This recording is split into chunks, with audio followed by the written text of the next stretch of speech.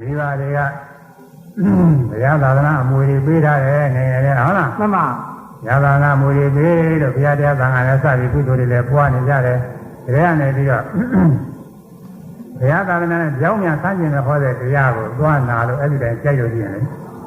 အဲ့ဒါသာသနာအပြင်မဲ့ရောက်သွားတာပဲမှန်ပါဒီကဓမ္မတရားကိုပြောတယ်သူတို့ရတဲ့မှာလူကြောက်ကတရားဟောတာဟောနေလန်းဆိုတော့မှမှန်ပါဘုန်းကြီးဒီမှာလာပြီးတော့ငါ့ကိုပြောတယ်မှန်ပါသာပေလည်းဘာမှသိတာမဟုတ်ဘူးဒါပေမဲ့သူရှင်နေနဲ့သူကြောက်ပြီးတော့ဟောတာပဲလို့နှလုံးနဲ့ပြီးတာပဲဆိုပြီးဟောသူပရိသတ်နဲ့သူတော့ကြိုက်တဲ့ပုဂ္ဂိုလ်ရှိတာဘူးမှန်ပါပြီးတော့အဲဒီဓမ္မကြီးကြောက်ကနှလုံးစင်ကြယ်တာစိတ်နှလုံးလေးစင်ကြယ်တာလေးကြည့်နေပြီးတာပဲတရားဘာတွေညာတွေလုပ်နေဖို့မလိုဘူးဆိုပြီးအဲ့ဒီတိုင်းသူကသုံးနေသုံးမှလည်းအဲ့ဒီတိုင်းပဲလုပ်နေဒီဓမ္မကြီးအဲ့ဒီတိုင်းလုပ်ဘေးကသူနဲ့စတဲ့ဓမ္မတွေကသူကပြောကြတယ်တော်ကြီးလုံမလုံးနဲ့လေဟိုတရားတွေကဒီလိုရှိတယ်မဟုတ်ပါဘူးသူကတော်ပါပြီနှလုံးသွေးစင်ကြယ်တာလေးသူကြာပြောလိုက်တယ်နှလုံးသွေးလေးဒီနဲ့စင်ကြယ်တာလေးအာပြုကိစ္စပြီးတာလို့ဒါလည်းလုပ်နေတာလေဒါဘုရားဆုံးပါတယ်ပါပါမလားမှန်ပါပါဗျာဘူးဒါသီလလည်းမဟုတ်ဘူးသမာဓိလည်းမဟုတ်ဘူးပညာလည်းမဟုတ်ဘူးဟုတ်လားမှန်ပါသီလသမာဓိပညာဆိုတာသီလကတော့ခုဘာနိဗ္ဗာန်ဝေရမိစသည်ချင်းသင်ကြားနေဟုတ်လားမှန်ပါသမာဓိကလည်းခုနသမထကမ္မထာ40ရှိတာတွေကဘယ်သမထအပြီးအောင်ပြုပြီးတော့ပွားရတာဒီတိုင်းသမာဓိရှိတာမဟုတ်ဘူးဟုတ်လားမှန်ပါ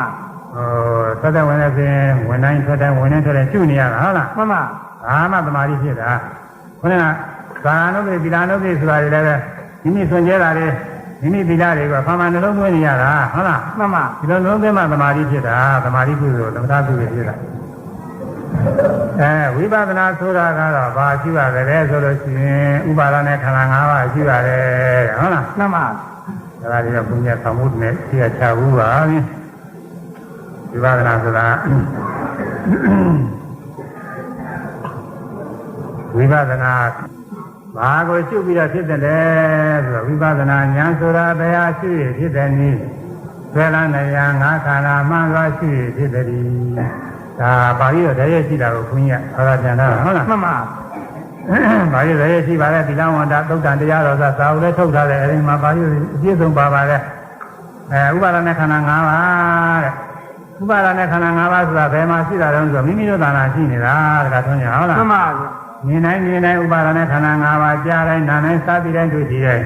သိကုသနာကြံစီတိုင်းဓဝါ6ပါးကသင်ကြားပေါ်လာတယ်ဥဒ္ဓမြဥပါဒနဲ့ခန္ဓာ၅ပါးရှိတယ်ဟုတ်လားမှန်ပါဥပါဒနာ